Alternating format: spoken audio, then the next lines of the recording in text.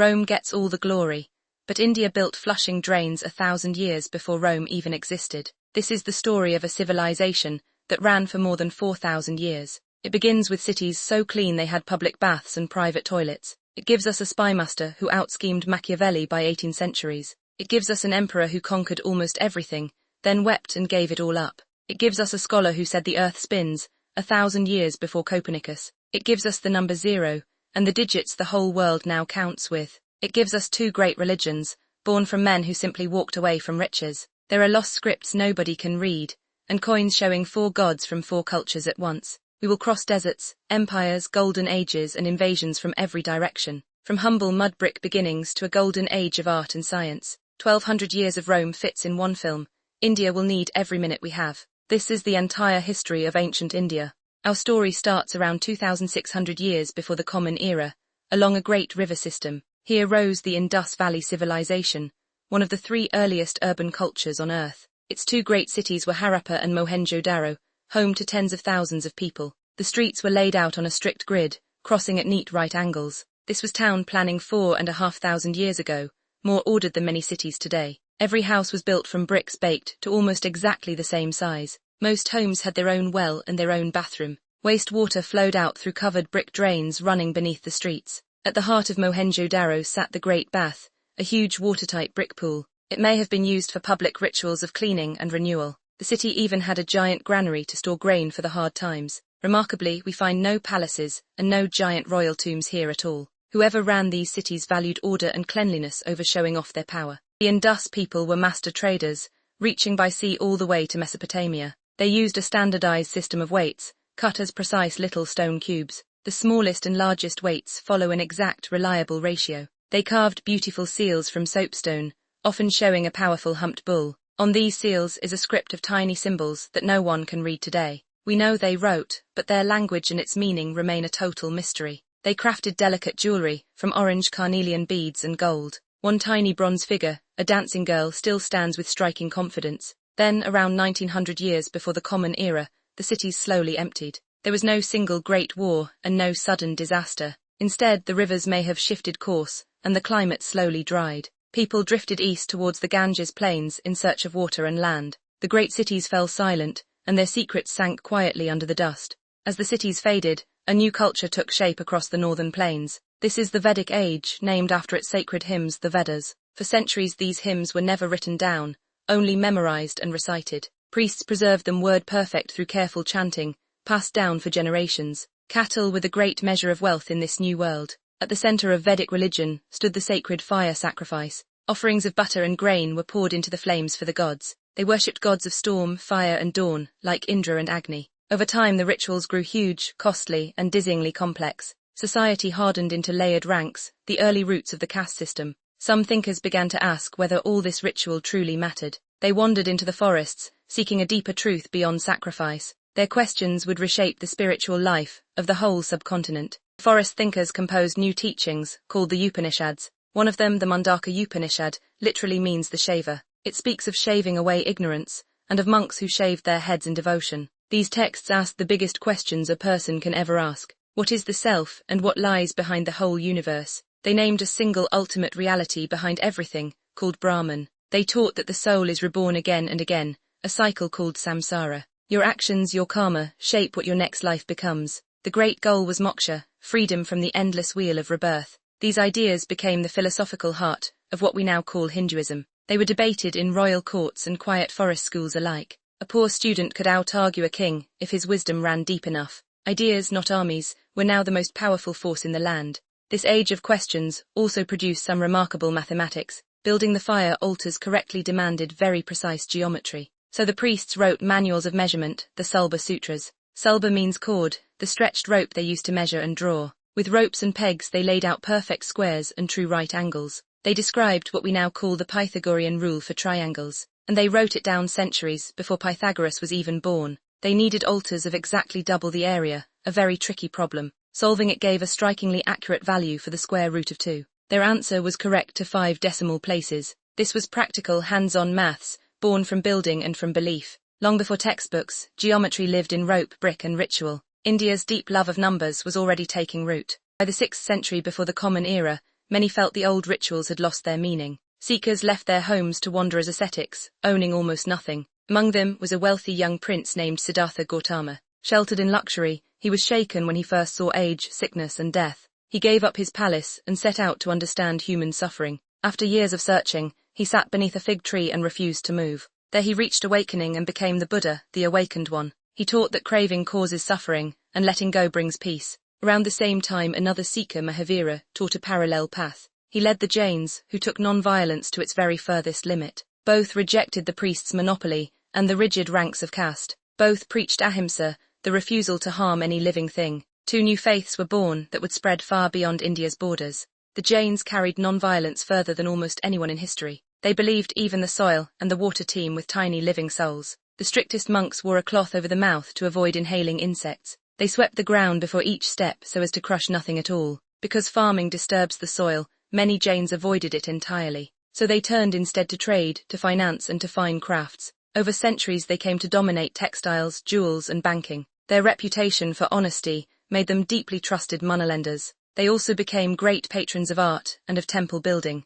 Jain scholars kept vast libraries of palm leaf manuscripts. Their ideal was a life that left almost no harm behind it. It is one of the most demanding ethical codes ever truly practiced, and it quietly shaped India's merchant class for over 2,000 years. While new faiths spread, the north was carved into many rival kingdoms. The mightiest of these was the Nanda Empire, rich but deeply resented. Then a determined young outsider named Chandragupta Maurya set out to topple it. He was guided by a brilliant, ruthless advisor, Kautilya, also called Chanakya. Legend says Kautilya had once been publicly insulted by the Nanda king. He swore an oath to bring that entire dynasty crashing down. Together they raised an army and struck at the empire's edges first. Around 322 years before the Common Era, the Nandas fell. Chandragupta made his capital the great city of Pataliputra. It was ringed by an immense timber wall studded with hundreds of towers. For the first time, one ruler governed most of the subcontinent. A visiting Greek ambassador marveled at the city's sheer size and splendor. The first great Indian empire had been born. Kautilya set down his hard-won wisdom in a single book, the Arthashastra. It is a cold, practical manual on how to run and hold a state. He wrote it nearly 18 centuries before Machiavelli's famous Prince. Its advice is startlingly blunt about power, money, and survival. It covers taxes, farming, law, war, and the running of markets. It openly endorses spying, bribery, and well-timed deception. The king was to keep a vast network of secret agents everywhere. These spies were known as the king's eyes and ears. Some posed as monks, as merchants, or as wandering entertainers. Kautilya even planned for poisoners and secret assassinations. Yet the book also insists a king must serve his people's welfare. A happy, prosperous kingdom, he argued, was always the strongest kingdom. It remains one of the sharpest works on statecraft ever written. Chandragupta's grandson would become India's most famous emperor, Ashoka. He took the throne around 268 years before the Common Era. Ambitious and fierce, he set out to expand the empire further still. He turned his mighty armies against the proud kingdom of Kalinga. The war that followed was appallingly bloody. Around 100,000 people are said to have died. Ashoka walked the battlefield afterwards and was sickened by what he saw. The victory brought him no joy, only crushing remorse. He turned away from war and embraced the teachings of the Buddha. He devoted himself to Dhamma, a life of righteousness and compassion. He had his new principles carved onto rocks and tall stone pillars. These pillars were topped with beautifully carved lions. That lion capital is now the national emblem of modern India. For all his greatness, Ashoka's empire did not long outlive him. After his death, weaker rulers struggled to hold the vast lands together. Such a huge empire was terribly expensive and hard to govern. Provinces on the edges began to slip from central control. The treasury, drained by Ashoka's vast public works, ran low. Trade and roads still linked the land, but loyalty steadily frayed. Ambitious governors and generals eyed the throne for themselves. Around 185 years before the Common Era, the last Mauryan king was slain. His own commander seized the power and started a brand new dynasty. The great unified empire shattered into many smaller kingdoms.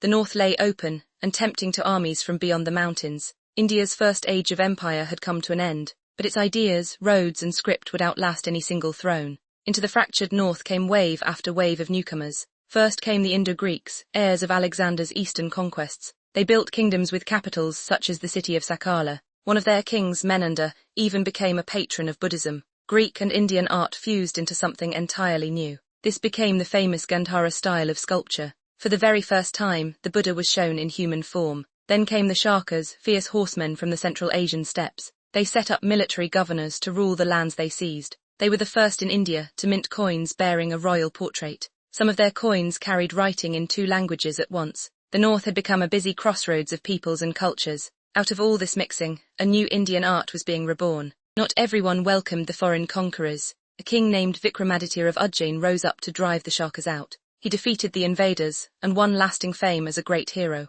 To mark the triumph, he founded a brand new calendar era. That Vikrama era began about 57 years before the Common Era. Amazingly, that very calendar is still used across India today. Meanwhile, from Iran came yet another people, the Parthians. They ruled with an unusual system of 2 kings reigning at once. Their most famous ruler was King Gondophanes. According to tradition, a Christian apostle reached his very court. This was St. Thomas, said to have brought Christianity to India. So Christianity's Indian roots reach back nearly 2,000 years. India was becoming a meeting place for the world's great faiths. The next great power came from the steppe, the Kushan Empire. At its height it stretched from Central Asia deep into India. Its greatest ruler was the powerful Emperor Kanishka. The Kushans controlled the very heart of the Great Silk Road. Silk, gold, spices and ideas all flowed through their lands. This booming trade made the empire fabulously wealthy. Kanishka minted gold coins of remarkably high purity. To please his mixed empire, his coins showed gods from many cultures. Greek, Persian, Hindu and Buddhist deities all appeared on his money. Kanishka became a great supporter of Buddhism. He hosted a grand council to settle the Buddhist teachings. From this grew Mahayana Buddhism, which spread far across Asia. Under the Kushans, India stood at the center of a connected world. Then, around 320 years into the Common Era, a new dynasty rose. This was the Gupta Empire, remembered as India's golden age. It was an era of peace, of wealth, and of dazzling creativity. Trade thrived and the treasury overflowed with gold. The Guptas issued some of the finest gold coins in Indian history. Art and sculpture reached a graceful, confident new peak. In the Ajanta caves, artists painted breathtaking murals right onto the rock. Their glowing colors still survive after more than 15 centuries. Sanskrit poetry and drama flourished at the royal court. The great playwright Kalidasa wrote works still performed today. Temples of finely carved stone rose right across the land. Religious tolerance let many different beliefs flourish side by side. It was a time when India seemed to shine in every field at once. The Golden Age also produced one of history's great scientific minds. His name was Aryabhata, a gifted mathematician and astronomer. At just 23 years old, he wrote his masterwork, the Aryabhatiya. In it, he calculated the value of pi with stunning accuracy. He laid down the very foundations of trigonometry. Most boldly, he claimed that the Earth spins on its own axis. The stars only seem to move because we are the ones rotating. He argued that the Earth travels around the sun. This was 1,000 years before Copernicus said the very same thing. He explained eclipses as shadows, not as angry demons. He even estimated the size of the Earth remarkably well. All of this he worked out with only his eyes and his mind. Aryabhata pushed human knowledge centuries ahead of its own time. The Gupta age also gave learning a permanent home. At Nalanda rose one of the world's earliest great universities. Thousands of students came from right across Asia to study there. Its library was so vast that legend says it burned for months. Monks debated logic, medicine, astronomy and grammar. The older center of learning at Taxila had drawn scholars for centuries. In this age the great epics took their lasting written form. The Ramayana and Mahabharata were compiled into truly vast poems. These stories still shape Indian culture to this very day. India's mathematicians kept pushing the boundaries too. Later, the Kerala school edged right towards the ideas of calculus. A thinker named Madhava used tiny quantities approaching zero. He found infinite series, centuries before Newton and Leibniz. So what did this vast ancient world leave behind? It gave the world the very digits we still count with every day. Above all, it gave us the concept of zero as a real number. That one simple circle made all of modern mathematics possible. It gave us chess, born from an ancient game of strategy. It shaped 3 great religions followed by billions of people today. Its ideas of karma and rebirth spread right across the globe. Its scientists glimpsed truths the world would rediscover much later. Its cities proved that clean, planned living is thousands of years old. Empires rose and fell, yet the culture endured through them all. From the lost Indus streets to the golden halls of the Guptas, this was more than 4,000 years of human achievement, and it is only the beginning of India's incredible story.